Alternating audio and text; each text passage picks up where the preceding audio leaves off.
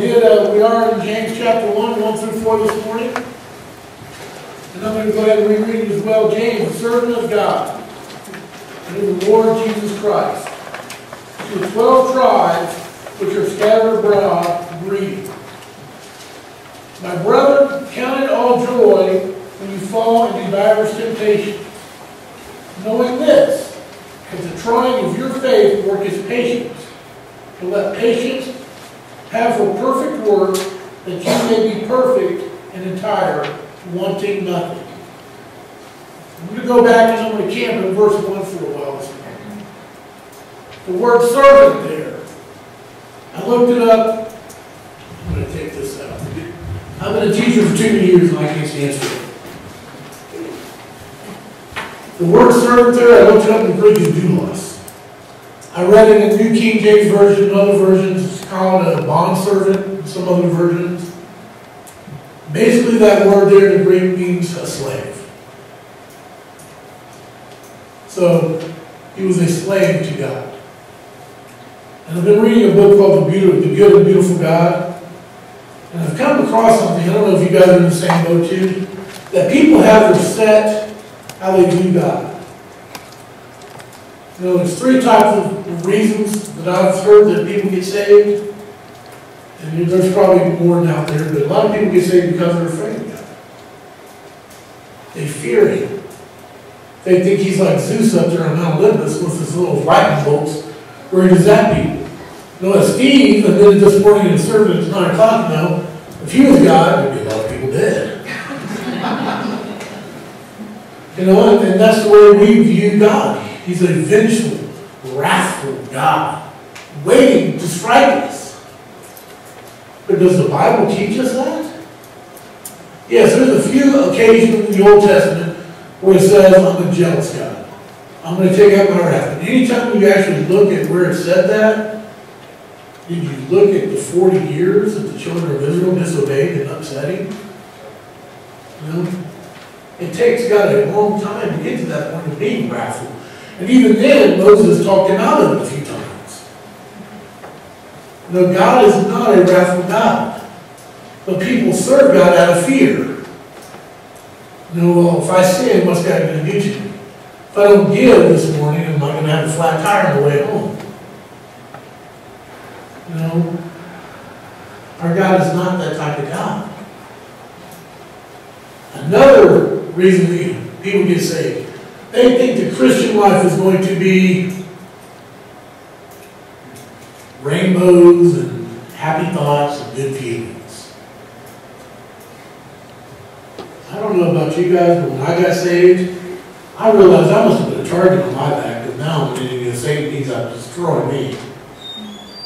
And it becomes a battlefield. The Christian walk is not one of daisies and rainbows and great feelings. I remember Morning was running down to go out to the prairie, just frolicking, her hair everywhere, just so happy. That's how a lot of people view the Christian walk, the Christian life. Well, when I get saved, God's going to take care of me. Everything's going to be perfect. Everything's going to be fine. Everything's going to be, they're great. That's not the way it is. Just because we get saved and you get into a relationship with God doesn't mean that there's not going to be problems. If you've read the Bible at all, it tells you to watch out. Temptation's coming. Trials are coming. Put on your armor of God. Why? Because those fiery darts of the devil's out there. So, you know, if you made that commitment and got that relationship going, just for the point purpose of everything's going to be great, everything's going to be fine, everything's going to be dandy, I'm sorry. No, I'm sure I've lost some candidates for Christ because before they pray the sinner's prayer when I'd be witnessing to them, I said, I want you to understand something. If you get saved, don't do it out of fear. Don't do it just to get your get out of hell free card. Don't do it because you think everything is going to be great and dandy and it's going to be happy feelings all the time. Because the moment you get saved, the moment you become a slave, the moment you become a servant of God, you have now put a bullseye on you for Satan to attack. And it's not going to be just one day a week he's going to attack. It's going to be, well, I guess it depends on how close you are to God. The closer you are to God, the more attacks you're going to have. Because the closer you are to Him, the more effective that you're going to be as a Christian. And the more effective you're going to be as a Christian means Satan's going to outstop you more. He's going to fight you more every step. Every step you take to be a battle if you're a Christian, especially if every step you're taking is getting you closer to Him. And every step we should take as a child of God, the illustration of playing catch with God this morning, 9 o'clock service, is great. You know, people go to pray to God, and they're not really praying to God, they're praying at God. You know, they get out their checklist, covered. Okay, God, I've communicated with you today. And then they walk on with their life. In your moment of prayer, your time of prayer, when it says meditate on His Word, that's not just praying at Him. Get out His Word and pray it. 23rd Psalm. Pray it to Him, and then ask Him, where do you lead me today? Are you going to walk with me through that valley of the shadow of death today? And then be quiet and listen to Him. When you have a conversation with your spouse, with your child, with your coworker, you just don't go up to talk at them, do you? And then walk away when you're done. No, you wait for a response. So can I throw that out there as a challenge you this week when you're praying? Don't pray at God, but actually stop and wait for a response just to listen to that small, still voice for a few minutes. And let him see if He speaks to you. Let Him see where He's going to lead you. And then the third type of slave. First type of slave, if you're taking note, was the fearful slave. I better serve God or God's going to throw that lightning bolt at me. You serve Him out of fear. That's your motivation.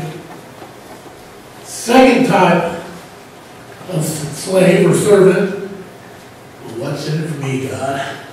I got saved. Should be rainbows and daisies and all happy, smiley feelings. Motivation is self-centered. What's in it for you? Third type of slave, the bondservant, is the servant of love. And love's motivation is just to be able to please Him.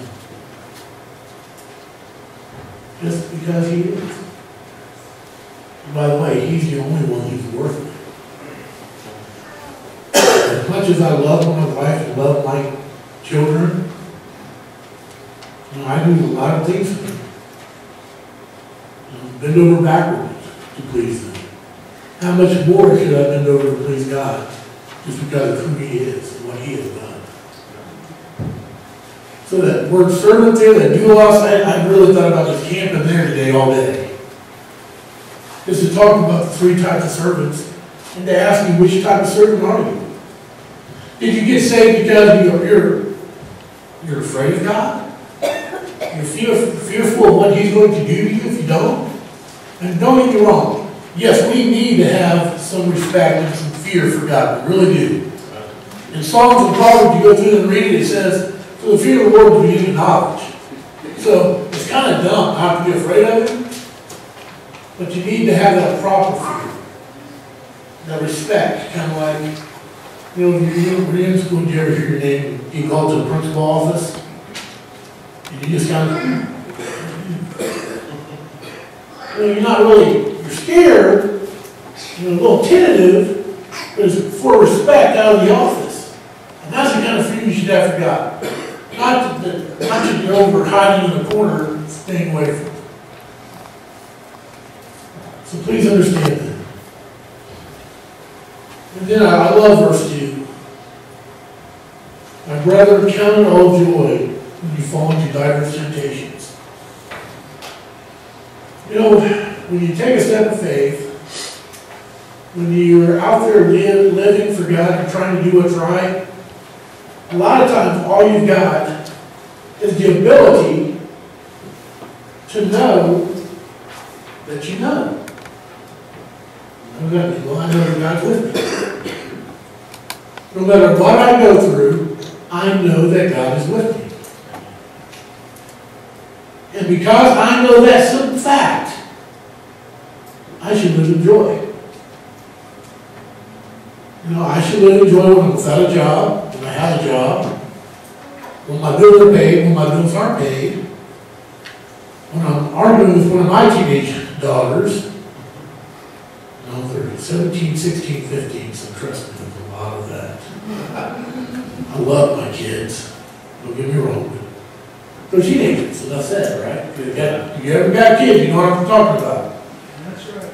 And whether they're obeying me, whether the rooms are clean, whether they cook my dinner, brought me my Diet Mountain Dew, gave me the television remote, they give me all those things. You're like, they do all that? No, that's me living in dream world.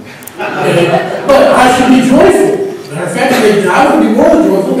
I'd actually be happy. You do know there's a difference between happy and joyful, right? Happy is just your outward circumstances. Being joyful comes from within. Who's inside you if you're a Christian? Christ. Therefore, if you know that, you should always be joyful. But when they don't bring me my Diet Mountain Dew, they don't give me free food, they don't let me sit in the recliner, they don't obey me, the rooms are not clean, that's real life, by the way, I should still be joyful. Whether I've got a job right now, whether I'm preaching every Sunday morning, which is what I believe I'm called to do and need to be doing, I'm still joyful.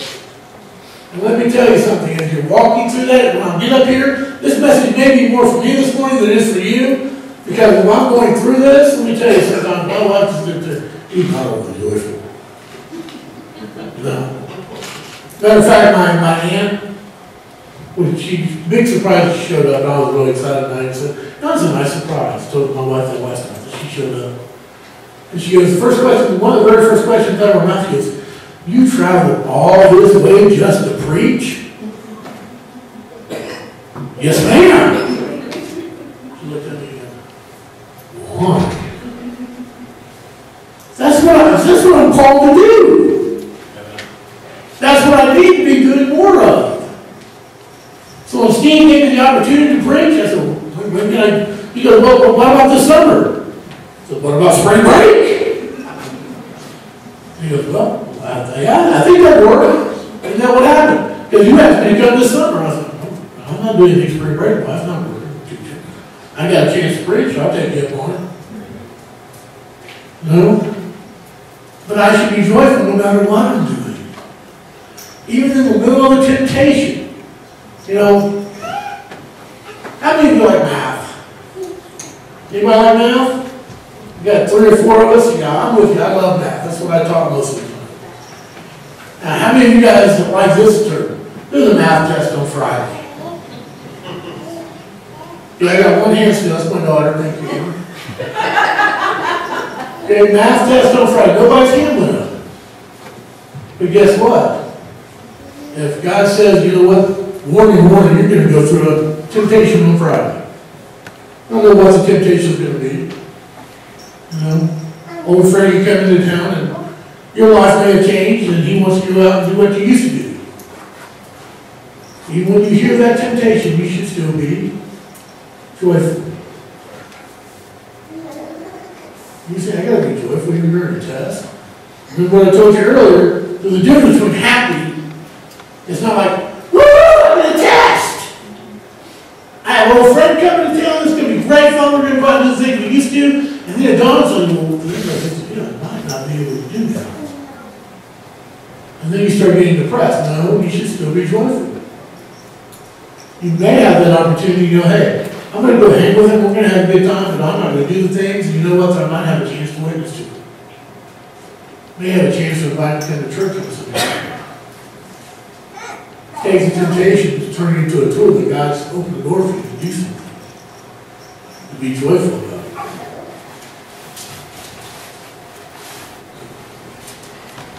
No, we said, well, what? Okay. If God's bringing tests into my life,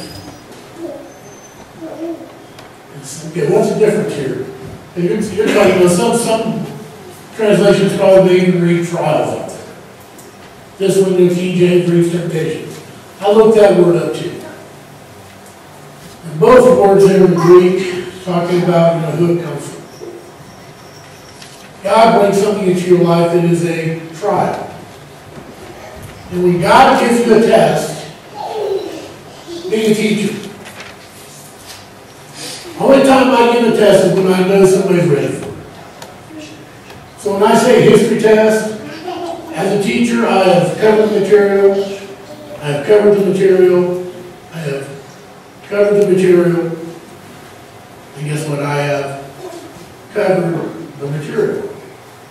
That way, when I give that test on Tuesday, Wednesday, Thursday, don't matter when I give it, but I've made sure my kids are ready for it. And my kids, if they have put any of the work in at all, guess what? They will do that test. Someone said it passed. Thank you. Because I've prepared for it. I'm a teacher. I've prepared for that test. I know when I give that test, without a shadow of a doubt, if they put any effort to it at all, if they pay attention during half the class, they're going to pass that test. So if I'm a human teacher and I make mistakes, and I'm inside this world, let's just face it, we're all sinners here, right? We're all sinners, we're all horrible at heart.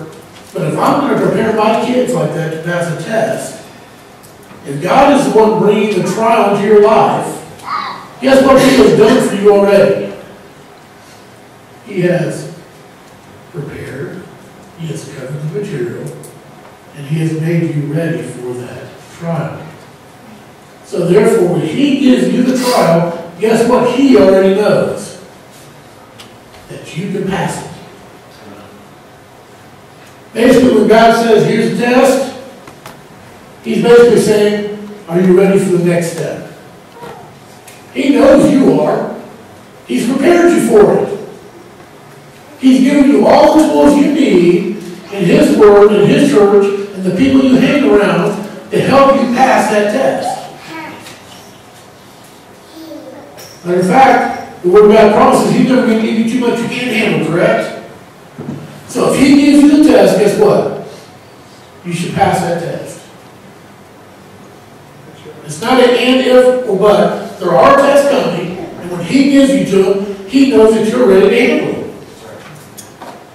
But here's the problem. We don't live in the power of the Spirit. We don't live in the power of the world. We don't do it. But the great thing about that verse, if you keep reading that verse, guess what? If you read the whole that verse where it says He's not going to give you anything you can't handle, at the end of it He goes, I'll give you a way out. I know you're ready for it. And I'm God. I know you're ready for it.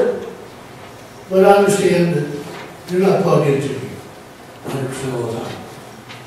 So in case you get afraid, in case you think you can't handle it, I will give you an escape route. And when you take that escape route, guess what happens? Well, you can't take the next step yet. So basically, you put your life in a holding pattern. You're going to go back around, it may be a month, it may be 3 months, it may be a year. But then guess what's going to come back up? That same test, people.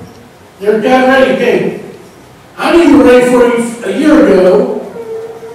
You took the escape hatch, you chickened out, you weren't plugged into it this time, so here it is again. Once again, He knows you're ready for it, He's going to do it this time. If not, He's just going to sit there in that same holding pattern.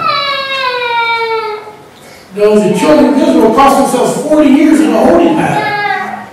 Didn't they just see everything God did to the Egyptians to bring them out? Brought them to the land He was promised and said, here it is. Go in and take it. You're ready. I'm with you. I'm going to go fight your battles for you. Are you ready to take what's yours? Here it is. And what they do? Check it out. We went, we looked. See, too many times we look with our eyes and not with our spirits. We don't live in His Word and in His Spirit. You hear me say it a couple more times. Living in His Spirit, who's going to win the victory for you? And let me tell you, it's never me. I never win. Because if I do it in my power, guess what? I lost. So the only time I ever win is when I let Him do it through me. I finally win the victory and pass that test. It was because I finally gave up. Okay, Lord, I don't know how to do it. I know you said I'm ready for it, Lord. Let me tell you, sometimes God must think I'm a lot stronger than what I think. Anybody ever had that thought in here? As God just keeps laying it on, and stacking brick upon your back. I'm like, really, Lord? I know what you promised your Bible to do. Really?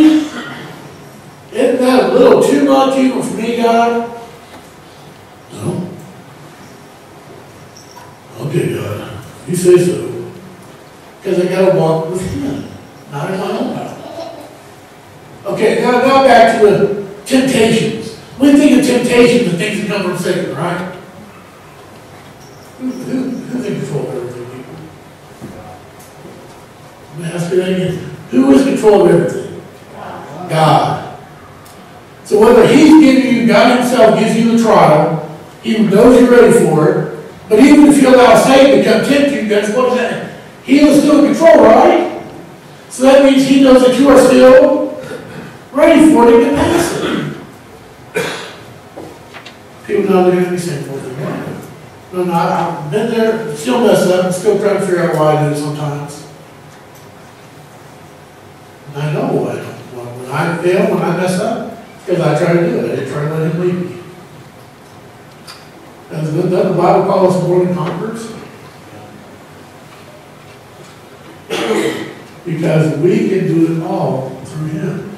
And so when I go back to that count it all joy, whether it's a trial or a temptation, it is a mental decision for me. It's a mental decision that I need to make every day, that you need to make every day, as a slave of God, a servant of God. God is with me. He has given me the temptation. He has given me the trial. And you can count on it. You can book it. I'm going to pass this test. God's given it to me. He knows I'm ready for it. He's prepared me. God's allowed Satan to tempt me. So therefore He knows I can do it. Okay, God, you lead me through this test and temptation. I'm going to depend on you, because in my weakness you are made strong, and I can be led to do this. But the problem is, once again, we look with our own eyes, we live in this flesh, and the flesh has a strong fight. It doesn't like to die. Your flesh doesn't like to die. But that's, by the way, what you're called to do every day as a Christian, is die to self. Every day you walk as a Christian, you are told that your flesh should be dying to self. You should be making your spirit and mind renewed in Christ. But the flesh doesn't like to give up. And when we try to do it on our own, we're going to fail every time. But when we do it through the power of God, we can pass it every time. He's prepared you for it. If you lean and depend on Him.